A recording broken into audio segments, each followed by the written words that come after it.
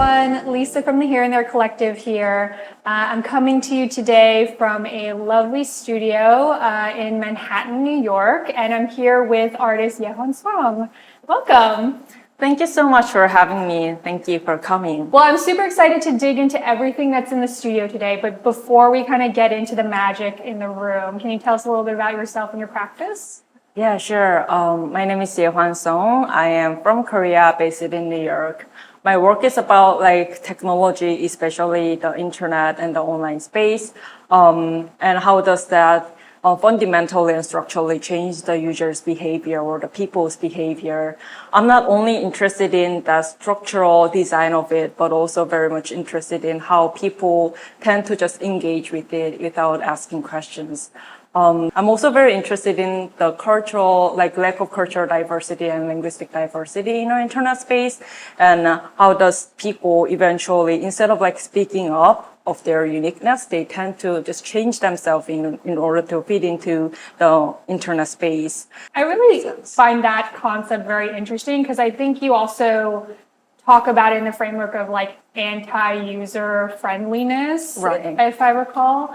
And there was such an interesting idea to that when you think about individuality on the internet, as you're saying, because we are sort of in this age where there are very common quote unquote user experience practices or interaction patterns. Right. And I love the way that you're kind of thinking about the opposition for that as a way to kind of really highlight the fact that we are homogenizing ourselves in that space. And I wonder if you could talk a little bit, a little bit about an example of kind of what you see as a anti-user friendly behavior pattern. Anti-user friendly project is initially started from this frustration that we are eventually repeating ourselves instead of awareing the information that we are seeing in the online space. And then I think that repetitive gesture is very much coming from this user-friendly design strategy that only looking for easy of use and fastness, that eventually make users to repeat the same gesture, and then that habit became users repetitive pattern and becoming making them as a product in the internet space. So anti-user friendly project is very much about how can we think about human gesture outside of this user friendly design strategy. So I've been doing a lot of different projects that is touching the phone with your lips or tongue, or touching, pouring the water on the top of the water and making a fountain. All that different kind of approach is very much about what if we think about the interaction or human behavior with the website or the device outside of this effective easiness and user-friendly design. I saw a talk where you actually spoke about how you really get into the code with your work. So it's not even just about creating this sort of structures around it and kind of finding an image.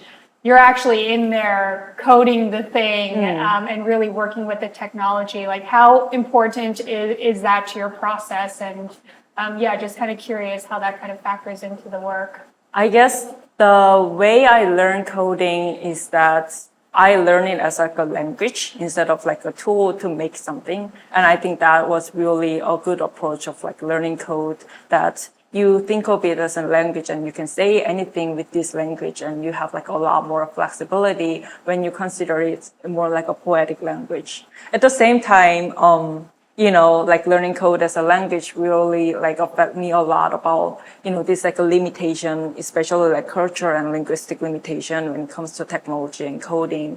As myself as a Korean, but all the coding language at that time that I have an access was based on English, and that eventually make an internet environment very English based, a domain system or the account system is based on English. And how does that make a hierarchy of the language? And how does that make accessibility issue with the people who don't really speak English as a first language? So that is sort of another bubble of my research that I really want to talk about through my work as well too. Yeah, and I'm struck by that intersection of technology and language, because when I think about even the way you think about the structures or even title your works, there is a play on language, right? Like a lot of your works talk about internet surfing and sort of that water imagery. If I recall, the title of the piece from Pioneer Works was "Are We Still Surfing?" Right. And I was struck by that as a play on language, as you're saying, but also as a genuine question. And I wonder, how would you answer that question? Are we still surfing, or where do you kind of see it now? I think, like, since the technology changes so fast, even though I'm like an observer, but also like in order to observe the internet, I'm also engaged in the internet, and the interaction with me and the internet changes a lot as well too. Like, Are We Still Surfing, which was initially the title was Drowning Surfers. Like, it was like a lot more depressing. You know, the show that the surfers are drowning inside the water and lost the ability of surfing, lost the freedom of the internet, and the internet that we have is very depressing and lack of freedom and things like that.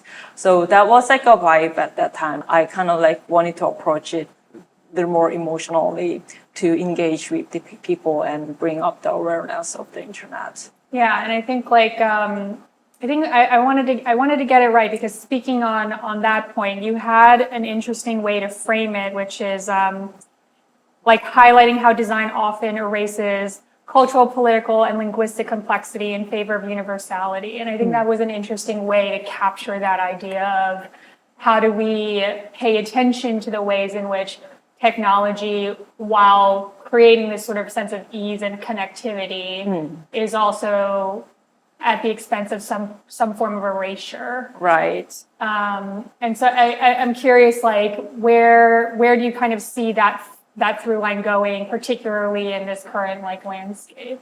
I guess like that is like the main reason for me that I choose art and technology as a way to talk about it, because I am like seeing the developers scene, designers scene, and art scene. When it comes to like development, there's like sort of like a culture that we are kind of like stepping towards some sort of like one specific goal that no one really knows, but it seems like there is like a route that we need to follow, whereas art is more like a diversity. You know, there's now no like strong right or wrong. We can talk about it, and there is like a freedom of expression, and that's what I'm trying to achieve by being in an intersection between art and technology. So far, technology has been always focusing on, you know, fastness and easiness and efficiency to reach that goal. And I think that's where the point where we are losing all this diversity and freedom and has this very templatized environment, internet environments. And I feel like that should be changed and can be changed by interacting with the different area, especially the arts. So that's what I'm trying to achieve. Yeah. And I think there's something very interesting in the way that you are really considering code as a true language, as a way of expression, as a way of speaking. Yeah, super interesting. Well, I'm curious to kind of like now get into some of the works in the space, because I feel like a lot of this conversation, I'm curious how that manifests in these sort of physical works that you're kind of noodling on in the studio. So maybe we can talk about a few of the works here. So I'm very struck by what's going on over here. Can you tell us a little bit about this work? Yeah, this is more like a recent work that I am trying and kind of like experimenting. I've been very interested in all these like tools that you can mount the device on your body, like mount on your arm or the thigh or the entire body, like you using the phone as like a body cam, or trying to use it when you're like working out and stuff. And how does that mount kind of like change the people's gesture when they're interacting with the tools? And also I'm very interested in how the like auto-generating aspect of the internet and uncontrollable aspect of the internet that we have right now. So I'm kind of like wanting to combine them and eventually make a work that sort of like talk about that through the gesture and the body. So this is very similar to previous work where you can lean on your body into like specific gesture, and there's like a little auto swiper that is swiping the device, and the projector changes the image based on the swiping, the automatic swiping, and auto updating the content that is showcasing on this like white plate. as you can see on the back, there's like a very basic grid, and I was like thinking about what can be going on the top of it, what kind of like assemblage units can be going on top of it. And I kind of like wanted to make a structure that sort of limits the people's behavior or the gesture when they are leaning into the structure, like similar to how the software or the website limits our gesture, and those like a user-friendly design limits our gesture. I'm like trying to make sort of like a robotic sculpture that is like swiping the phone, and then there's like two projectors on the top. Eventually make like a human body as like a huge billboard where the user himself or like itself cannot see what's going on outside because like we are behind the billboard, but it's using our body as like a billboard to, you know, showing the content that we don't really intentionally to share with the others.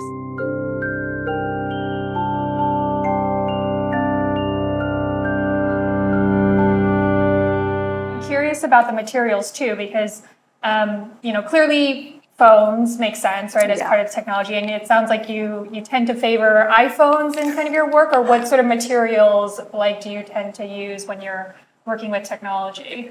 I guess, as you can see, like cardboard is material that I have a lot of fun playing with. I always have this structure that I consider it as like a cardboard weaving. Like it's like a very much like a weaving process. As you can see, like all this structure has like a very basic grid system, and then I'm like adding a new layer on the top of that to make it more rigid, and then adding more layer on the top of that. So they are like interwoven structure with the cardboard. It's like a fabric that is very zoomed in, and eventually I put like a white area where website is projected on. I was like thinking a lot of like weaving structure, and that's sort of like very similar to, you know, how the coding works. It's like a very much like repetitive functions are interwoven each other, eventually make a website or render the website. So that's where this idea of like weaving or making structure with the cardboard.